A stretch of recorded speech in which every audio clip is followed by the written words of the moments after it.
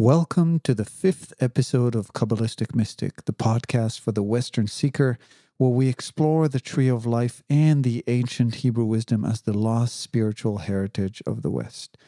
I'm your host, Ovadia Batat. Ancient wisdom tells us that we're all androgynous beings, a complex and infinitely unique expression of a masculine and feminine principles. In this episode, part 1 of 2, we'll talk about what that means and how this statement serves as the central idea behind the tree of life and consequently behind consciousness itself. In next episode, part 2, we'll demonstrate how androgyny manifests in the human mental, emotional, and physical behavior and how we can pay attention to our own masculine and feminine tendencies. Now today, we'll also be answering some listeners' questions. And so before we start, I want to remind you that your questions are welcome and that no question is irrelevant. They tell me what you want to know and help me build new episodes. I'll try to answer all questions on the show. Unless they're too personal, then I'll answer them directly. So keep them coming. You can ask me questions on the Kabbalistic Mystic Facebook page, on Twitter, where I go by Hebrew Mystic, or by emailing me directly. All links are available on the website. All right, let's begin.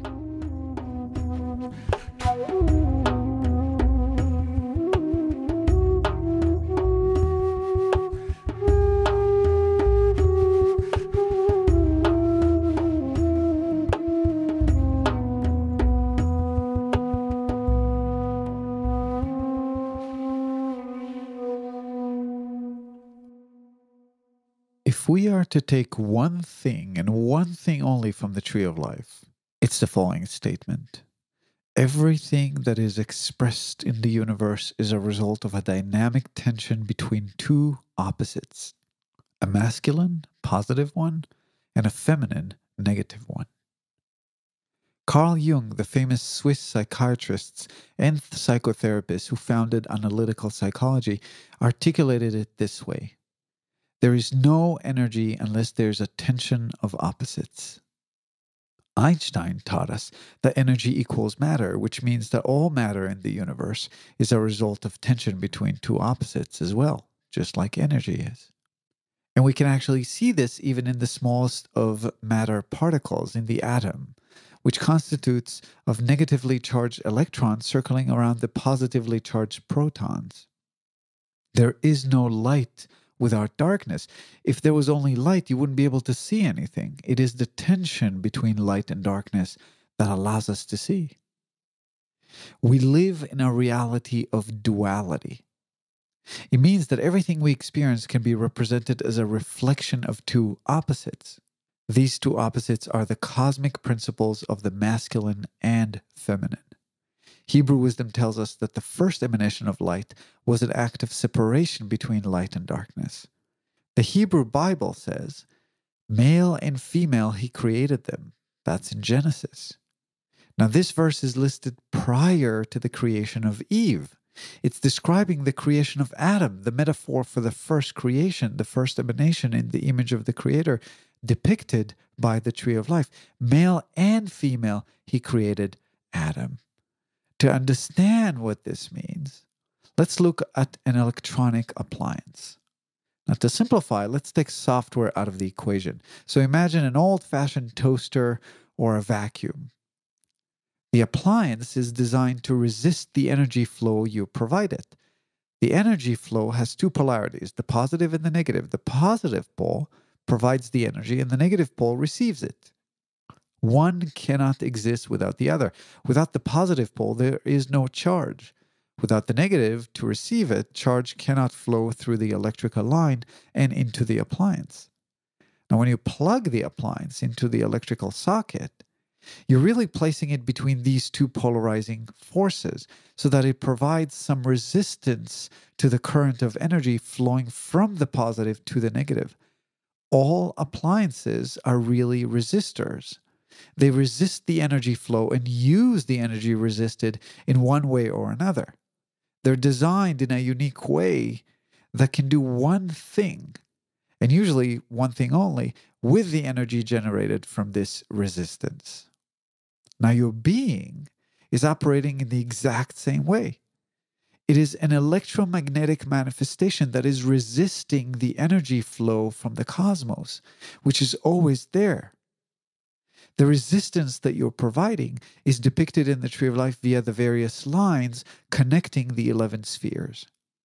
This resistance is creating the expression of you in this given moment. A turntable playing music will move slower when a lower speed of rotation is selected. That is, a different level of resistance has been chosen. It's the same with you. Your being will express itself differently when its resistance to the cosmic current of energy changes due to external and internal influences. The Hebrew occultist learns the Tree of Life in an effort to study this map of resistors and influences, both internal and external, so that it can learn to balance, streamline, and direct the cosmic energy, which passes through its physical vessel, the body.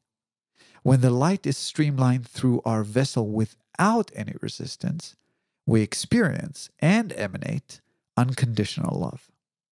We become illuminated. That is the ultimate purpose of the Tree of Life as a spiritual framework. Now back to you, the androgynous being. What does it mean to be androgynous? I mentioned this concept once to someone and they said, isn't that when someone has both the male and female genitalia? And the answer is no, that is a hermaphrodite. To be androgynous has nothing to do with our physical gender. It means that we contain both male and female principles and that the balance between them creates our external conscious expression, which is usually biased to one side or another.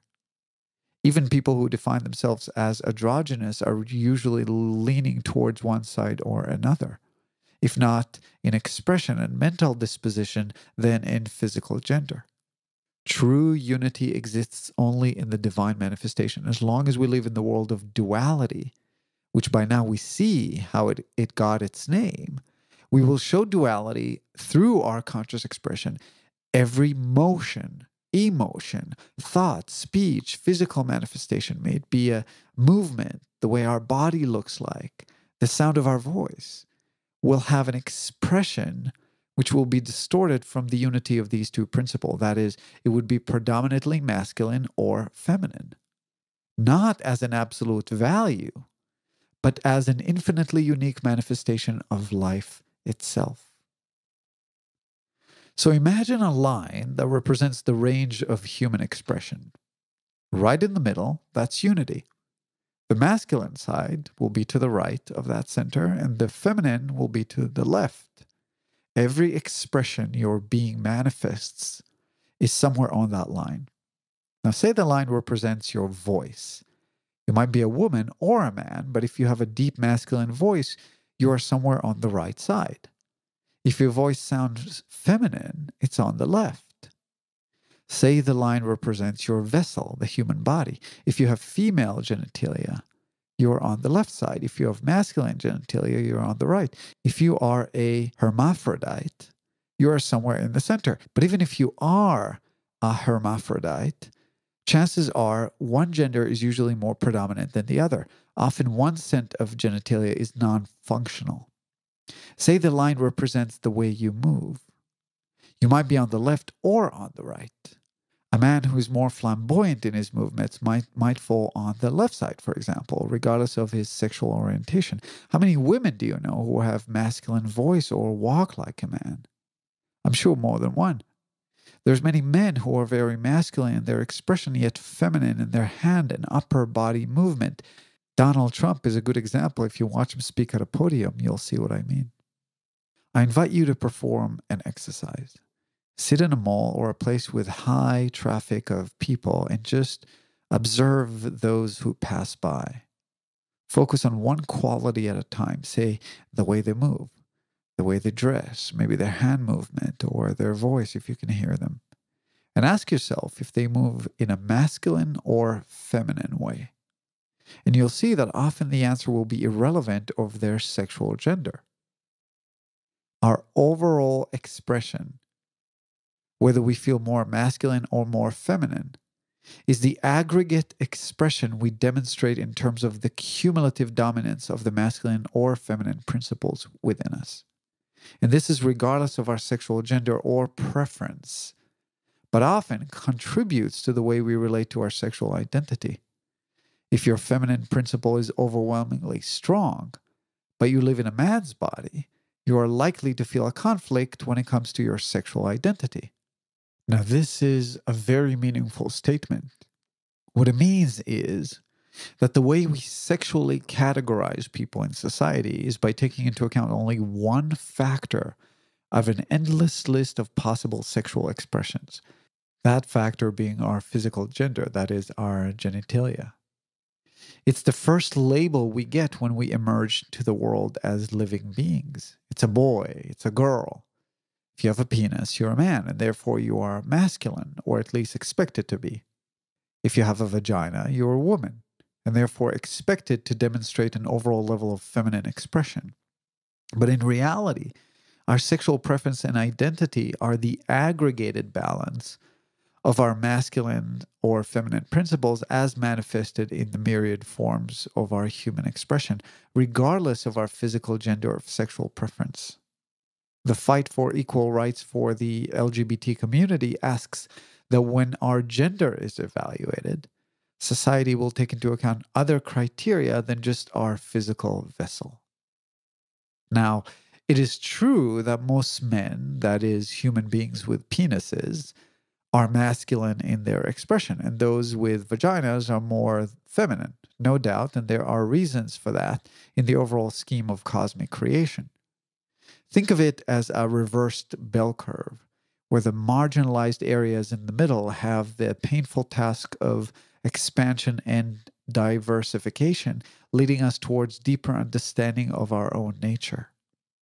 The key point here is to understand that we all have both principles, skewed in each incarnation to one side or the other. This understanding is needed not only so that we can be more tolerant with one another, but to understand our own sexual nature as it relates to our spiritual evolution. Let's go back to Carl Jung. Here's the rest of his earlier statement, and I quote, "There is no energy unless there is a tension of opposites. Hence, it is necessary to discover the opposite to the attitude of the conscious mind." Now, here's why. The concept of duality states that each and every one of us contains the entire spectrum. For example, if you're predominantly masculine in your expression, you have a feminine side, which is the opposite of the attitude of the conscious mind, as Jung articulates. And that feminine side can be discovered, explored, and understood if you choose to spiritually balance yourself as a wholesome individual. Now, I'm going to say this loudly and clearly. You are perfect in every given moment and do not need to change to achieve perfection. But if your conscious path is towards illumination and the experience of unconditional love at any moment, it is a path towards the balance of these two principles within yourself. When we are in the presence of being who were enlightened to some degree or another, we see that they're all balance immense masculine strength, as well as an unmatched softness and emotional maturity, which is a feminine trait. The balance is also expressed physically. And a great example for that can be seen if you Google Yogananda. That's Yogananda. He's an Indian guru who introduced millions of Westerners to yoga through his book, Autobiography of a Yogi. Now look at his photo and you'll see what I mean. His face is both masculine and feminine at the same time. And this is because we cannot arrive to our true nature without uncovering our hidden sexual polarity in our emotional and mental bodies. It is simply impossible. In fact, Hebrew wisdom and the Tree of Life show us how to consciously discover our sexual unity. It is the entire focus of the journey. In tarot, all cards showing a man and a woman really depict the masculine and feminine principles within us, specifically the masculine conscious mind versus the feminine subconscious mind, as we talked about in detail in episode 4 of Kabbalistic Mystic, How Does the Mind Work? Now, unity with God or the Creator or the moment of enlightenment has often been described by sages and mystical poets as a sexual experience. The Song of Song, or the Song of Solomon, arguably by those who read Hebrew at least, to be the best love song ever written, is mistaken to be an erotic exchange between King Solomon and his beloved, where in fact it is a metaphor for the sexual union between the masculine and feminine principles within the same being. This sexual unity between the two principles is a step towards enlightenment and is depicted in tarot in the card The Sun, showing a child riding a horse, the child being a symbol for what Christianity would call Christ consciousness. That state of consciousness is depicted in tarot with the card The Lovers, or the letter Zayin in Hebrew, where you see the man, a symbol for the conscious mind, being submissive to the woman, that is the subconscious, and she's looking at the angel, connecting him to the divine. It is called sexual unity because these two principles are sexual principles, masculine and feminine. God, the Creator, is it. It's not a he, not a she, but is an it. And it is not sexual. Everything else, everything manifested in the universe is sexual. Now, interestingly enough, the Hebrew language does not contain the word it, nor does it have a way to express anything as gender neutral. That is, every object must be either feminine or masculine. Every noun must have some kind of a gender to it. A table in Hebrew is masculine. A spoon is feminine. God in Hebrew is a he, because in Hebrew wisdom, God is our own higher self, which is the ultimate representation of our cosmic masculine principle, depicted by the letter Vav, or the tarot card, the Hierophant. So we have this masculine higher self, regardless if we're a man or a woman, in the physical expression of this current incarnation. Mother Nature, which is the cosmic subconscious, is the ultimate feminine principles of us all, represented by the letter Gimel, or the tarot card called the High Priestess.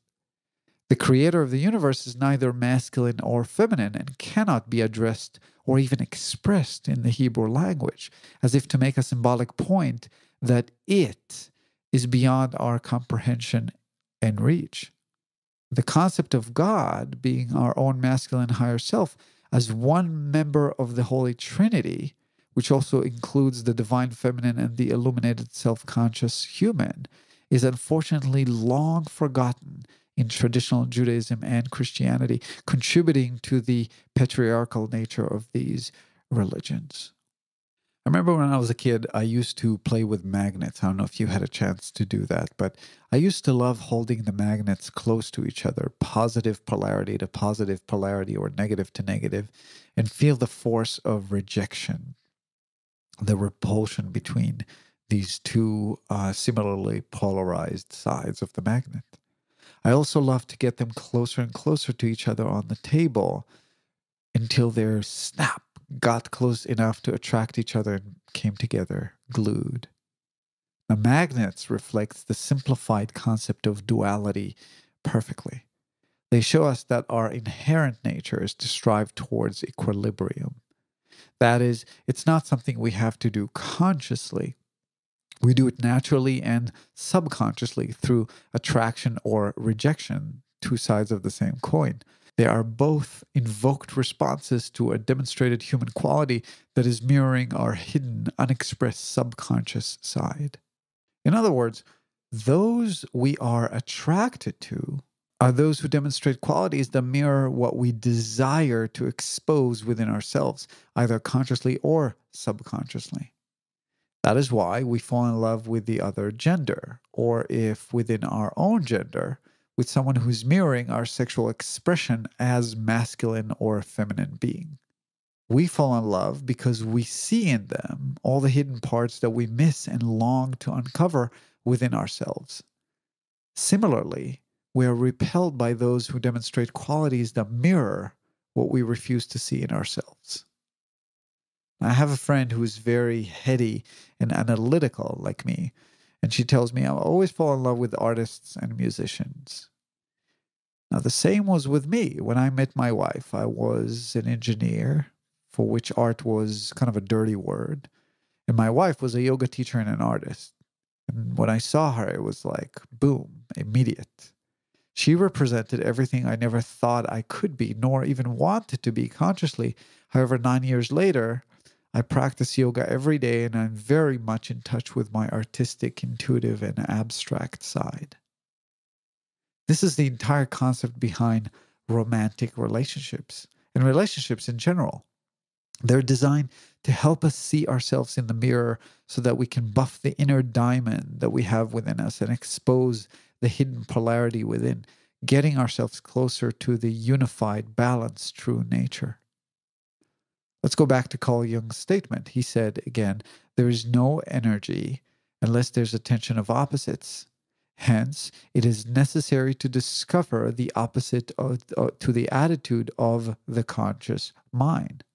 The way this is done is with relationship. If you were living on a deserted island, you will have no incentive to change. We change through our constant interactions with others. The entire creation works upon the concept of the masculine and feminine principles. And as such, it is shown very clearly on the diagram depicting the tree of life.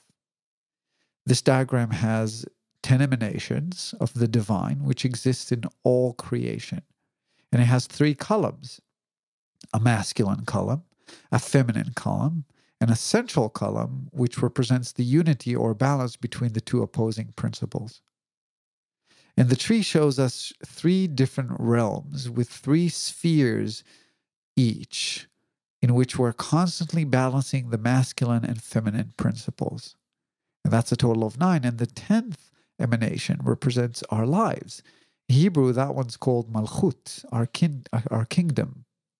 And the entire purpose of the spiritual journey is to bring into our lives, our kingdom, the balance existence between the 2 polarized principles. We do this by balancing the polarity in each one of these 3 realms, which follow the progression of the cosmic energy as it animates us into action. The first realm is the mind, the second is the heart, or the seed of emotion, and the third is the seed of action. Now, the concept of androgyny is a central and a complex one, and that's the reason I've decided to break it into 2 episodes. In the next episode, the Androgynous You Part 2, we will show how each and every one of these realms manifests in our human behavior. We'll learn how we can pay attention to our thoughts, to our emotions and actions, and what we can do to start discovering our inner polarity.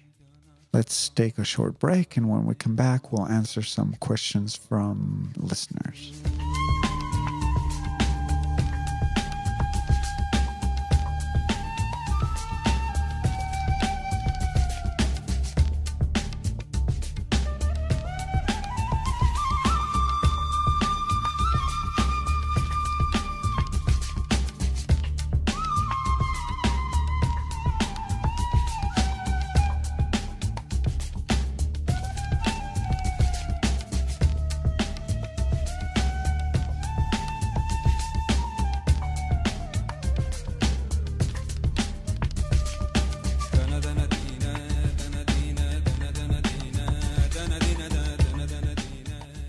At this point, I would like to answer some listener questions.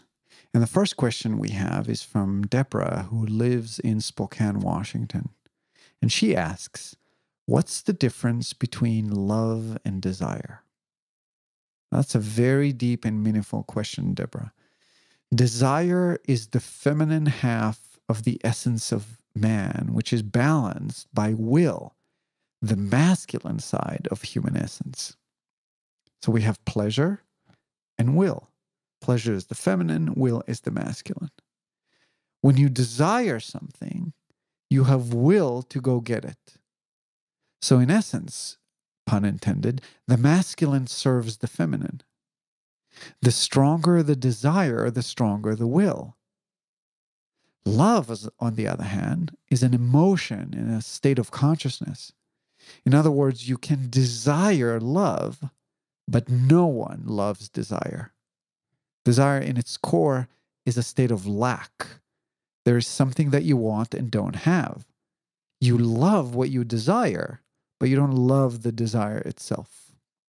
And we often confuse between love and desire because it seems that love creates desire and that desire causes us to love. And this is actually not true. True love does not desire, it just is. And our true desire does not create love. Love has always been there and cannot be created. However, when we have false desire, it's very easy to confuse that with love. False desire is a desire that is created by our ego personality. It's a desire that for something that is covering a perception of an inner or outer lack. You might think you're not beautiful and so want a beautiful wife or a beautiful husband, which will make you feel attractive. After all, they chose you. You might think that you're not an artistic person and would be drawn to artists and musicians, easily falling in love with them. You might have insecurities around your social status and therefore love money and material possessions. Our true self is perfect and lacks nothing, and therefore we desire nothing. False desire is not a bad thing. I want to stress that. In fact, Hebrew wisdom tells us that it's the biggest clue we have to our next step in our psychospiritual journey. It's telling us what we need to explore, which is done by asking why. Why do I desire what I desire? When we ask that relentlessly, we cannot but progress on our psychospiritual path. In fact, leaning into the desire, consciously and mindfully, while ensuring we never hurt others, is one of the greatest strategies to expedite our journey. And we'll talk more about that particular strategy when the time comes. Now, when we fall in love, we feel desire for the other person. And that is because we're pulled to them like a magnet. But why do we fall in love? Again, this is because a sense of lack, which is intrinsically human. We feel like they are a part of us and we want them close. That's the desire. That's why it's so unbearable to lose someone we love. I heard somewhere that this is the reason why it's called falling in love and not ascending in love. You fall into an illusory trap designed to teach you and show you a mirror of what you lack within yourself.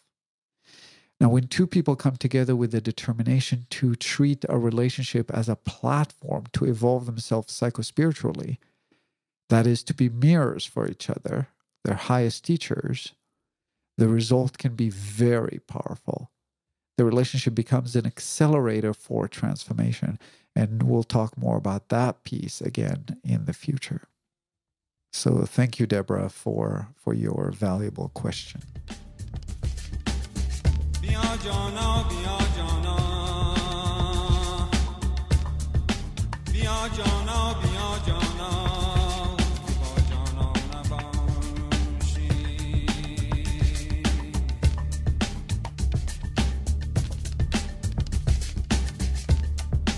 یکی شمع یکی گلو یکی پروانه باشیم باشیم باشیم باشیم باشیم.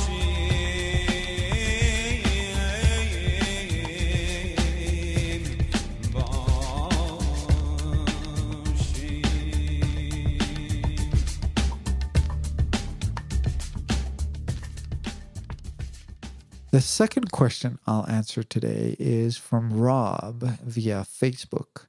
And he asks, in what way can the Tree of Life help one understand how to be in better control over their emotions, to accept things that you cannot change, or to gain the motivation to change the things we can and gain happiness?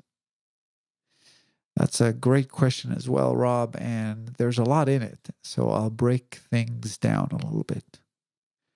First of all, great timing. We discussed today how the Tree of Life shows us that we're all androgynous beings. All human suffering is due to false desire, and all false desire covers for the lack of love, either inner love or outer love. It is always related to the archetypal masculine or feminine, which we anthropomorphized as our parents. Right there, you have the base for the entire Freudian theory. When it comes to our emotional struggle, the Tree of Life offers us a template of the human psyche. This template, when studied intellectually, can help us understand why we feel the emotions we feel. And when we have intellectual understanding of why we feel what we feel, we have taken a step towards changing our response. That said, the actual change only happens when we apply what we have learned via action. That is, it is not enough to understand things intellectually. We also have to have some kind of experiential processing related to that emotion. And such experiential act can be painful and usually takes courage to go after. This is why most people settling with the intellectual understanding but never go through the experiential processing of that particular truth, and therefore are not resolving that particular trigger which is causing the emotion. It is painful. Now, the Tree of Life helps you figure out what you need to do, but you still have to actually do it. I think the analogy will be like a treasure map, which gives you clues as to where the treasure is buried. But you're still going to have to decide what steps you're going to take, and then actually take the trip, usually risk a lot, and see if you can find the treasure. Another potential analogy, think of a manual for all cars. It's generic. It's a manual for every car that ever existed. But it will give you some kind of a sense of where the issue is. Is the issue with the cooling system? Is the issue with the electrical system, the fuel system, etc.? But at the end of the day, there will be no avoiding getting your hands dirty and figuring out where the problem is for the specific car in question. I'll give you an example of what I mean when it comes to human behavior. I know someone who's very, very submissive to his female partner. And when she asks for something, he does it even when he doesn't want to do it. Because if he doesn't, she will get upset. However, since he doesn't really want to do it, he holds an inner grudge which accumulates over time and is manifesting in anger and resentment. Now, the reasons why he is doing it could be related to a particular primal wound that has to do with the archetypal feminine for him. That is a particular aspect in the relationship with his mother. Could be something else. Could be fear of physical anger. Somebody who expresses anger physically starts throwing things or shout. Maybe that creates a particular fear within him that is triggering, again, that same primal wound because of something that happened in childhood. Now, the beauty about the Tree of Life is that it simplifies human psychology and behavior patterns. It basically tells us that every thought and every action and every emotion is related somehow to a response we have either to the masculine or feminine archetype. And this is true even if we're in a relationship or even if we're not. It's true for every action, even if it's completely internal and limited to us, regardless of somebody else. It's always something in relationship to the masculine or feminine archetype. Furthermore, it tells us that every interaction with any individual or with ourselves is in perfect balance of the two sides, the masculine and feminine energy. That is, one can extrapolate that we're always at least 50% responsible. We cannot change other people, but we can change 100% of our own half, of our own behavior pattern. And when we do, because this is like magnets, because this is a closed system of perfect balance, the other side must always balance us, the relationship will change. The behavior of the other side will be forced to change. The tree is also telling us where to look. When studying the tree as a reflection of the human psyche, this individual is bound to see himself or herself in the mirror and how his actions are causing his own suffering. He or she will start to understand how their behavior is a reflection of this relationship to the archetypal mother or father. Again, usually anthropomorphized as our parents. and start catching himself or herself before saying yes to something he or she does not want to do. In this particular case, my friend is a he, and potentially change his behavior. Now, this will take guts because he'll have to face the music. When he's going to change his side of the equation, there's going to be some kind of a change that's happening on the other side. And usually the response will be even more anger. And the response he'll get from the other side, anger, tears, etc., is going to be something he's going to have to deal with. And it doesn't have to be extreme. It might even be considered by others as minute. But for him, it might be a significant trigger because it's triggering the primal wound, resulting in an emotional stress, such as being afraid of his partner or even irrational fear of losing her, or even irrational fear for his life or for his personal safety. Think of a particular wound that you have, an open wound that you have somewhere, say on your arm. Somebody comes and gently touches it. You're going to scream, ow, that hurt. Well, I only gently touched you. Well, it's an open wound. Same thing with our primal emotional wound. Now, the tree also teaches us how to make those changes responsibly. That is, to balance action, which might be painful to others, because when you change, other people don't get the response that they expected to get. How to balance that action with love and compassion. We don't want to go to somebody and say, hey, the reason I'm doing this and that is because blah, blah, blah. So I'm going to stop doing it now and fuck you. We just can't do that. We have to do it while embodying love and compassion as we do what we do. Otherwise, we're missing the point of the entire process. We're supposed to, as we do this, embody more light so that we experience unconditional love at any given moment. So the tree will also teach this particular individual that I'm talking about to learn how to say no responsibly, gradually, lovingly, and over time, let go of this obsession with satisfying the feminine. Now, two things are worthy of mentioning here. First, there's an infinite psychological makeups and types of relationships, so every case is different.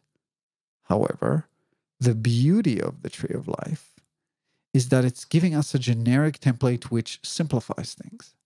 It basically shows us that while we can have an infinite amount of intricate responses to infinitely different situations, the root cause is more than often shared among many, since all energy is a result of a dynamic tension between the masculine and feminine principles. And so it's refocusing us on ourselves in relationship to the archetypal feminine or masculine. And so then we can ask ourselves, what is the dynamic tension here? Why am I doing this action? Why am I responding this way?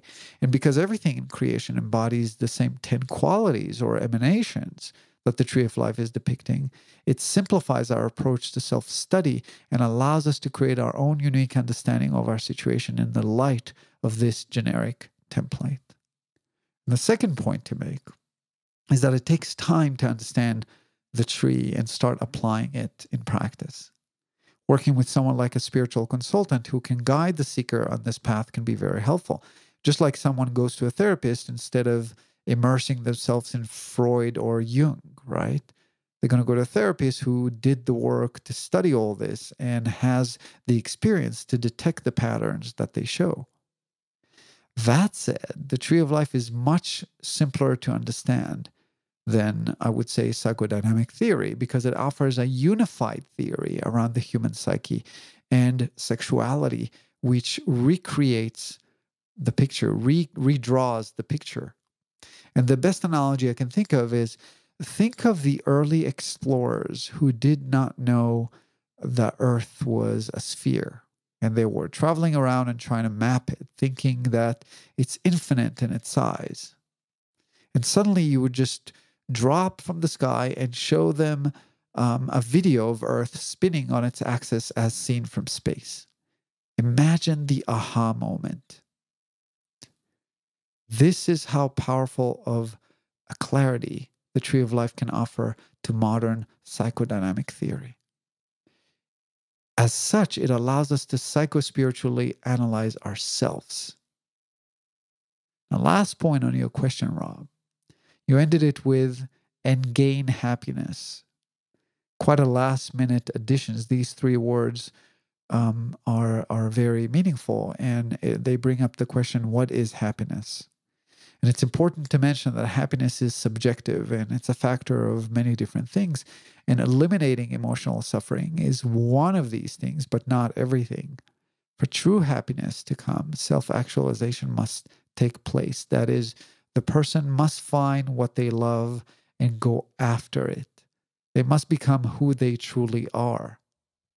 Dealing with the emotional piece is a great first step.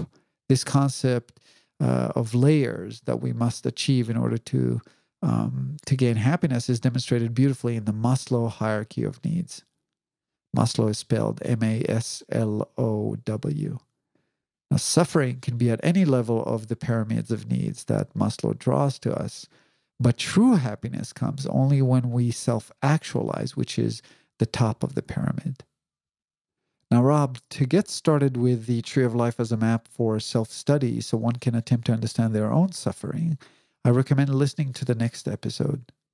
In it, we'll learn how the concept of androgyny manifests in us as humans in our mental, emotional, and physical behavior.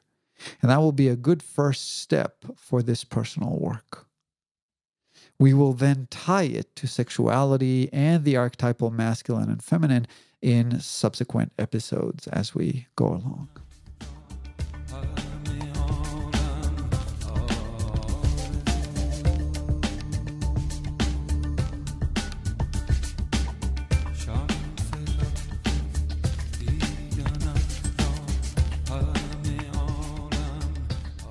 This concludes the 5th episode of Kabbalistic Mystic. Today we started to explore the idea of us as androgynous beings. We spoke about the masculine and feminine principles of creation, how they create dynamic tension and animate us, and that we contain the entire spectrum with one polarity hidden. We also spoke about the fact that this is a range, not absolute values, creating the plethora of animated sexual expression we see in the world regardless to physical gender, that is, our genitalia. Now here's a reflection for today's episode. What do you consider as feminine behavior or expression? What do you consider as masculine behavior or form of expression? Think of people around you, people that you know. Are they predominantly masculine or feminine? And does it always match their physical gender?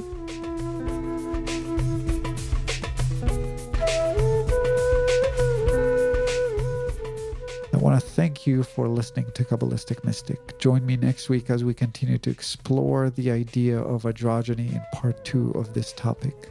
Now, if you enjoyed this show, please do take a moment to review it on iTunes. This show is free, and the only way I can sustain, grow, and continue it is with the support of listeners like you.